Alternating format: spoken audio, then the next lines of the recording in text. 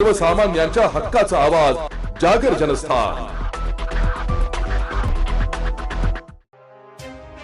आगामी गणेशोत्सव व ईद ए मिलाद सण उत्सवाच्या पार्श्वभूमीवर परिमंडळ 1 हद्दीत कोम्बिंग ऑपरेशन करून रेकॉर्डवरील सराईत गुन्हेगारांची तपासणी करण्यात आली आहे। आज दिनांक 22 ऑगस्ट रोजी दुपारी 1 वाजता परिमंडळ 1च्या पोलीस उपायुक्त मोनिका राऊत यांनी याबाबत प्रसार माध्यमांना माहिती दिली आहे।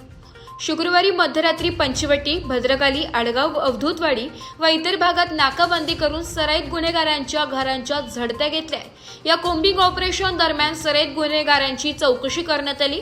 तडीपार असलेल्या गुन्हेगारांपैकी 32 तडीपार गुन्हेगारांना तपासण्यात आले। त्यापैकी तडीपार आरोपी सूरज कांतीलाल वर्मा याच्यावर आडगाव पोलीस ठाण्यात कारवाई करण्यात आली आहे।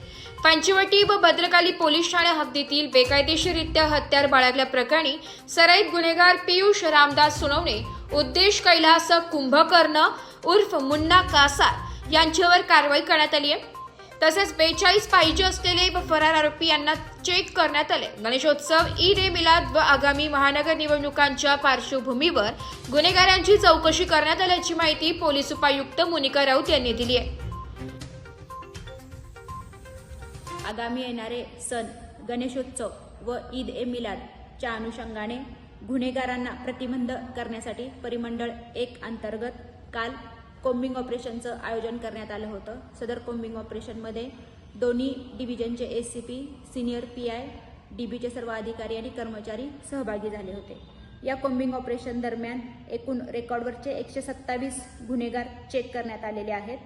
तडीपार असलेल्या एकूण 32 आरोपींपैकी सर्व आरोपींना या ठिकाणी चेक करण्यात आलेला आहे आणि त्यापैकी एक आरोपी सूरज कांतीलाल वर्मा हा अनधिकृतपणे वास्तव्यास मिळून आल्यामुळे त्याच्यावरती कायदेशीर कारवाई करण्यात आलेली आहे।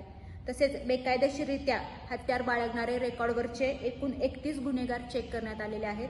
त्यापैकी घरझडती दरम्यान पियुष रामदास सोनवणे राहणार अवधूतवाडी पंचवटी आणि उद्देश कैलास कुंभकर्ण उर्फ मुन्ना कासार भद्रकाली यांच्या ताब्यामध्ये घातक हत्यार मिळून आल्यामुळे त्यांच्यावरती भारतीय हत्यार कायदा कलम 425 अन्वये गुन्हा दाखल करण्यात आलेला आहे। तसेच पाहिजे व फरार असे एकूण 42 आरोपी चेक करण्यात आलेले आहेत। असे गुन्हेगार चेकिंग करण्याचे काम हे परिमंडळ 1 अंतर्गत पुढील भविष्यामध्ये देखील सुरू राहणार आहे। त्याच्यासाठी combing operation, all out operation, नाकाबंदीचा वापर करण्यात येणार आहे।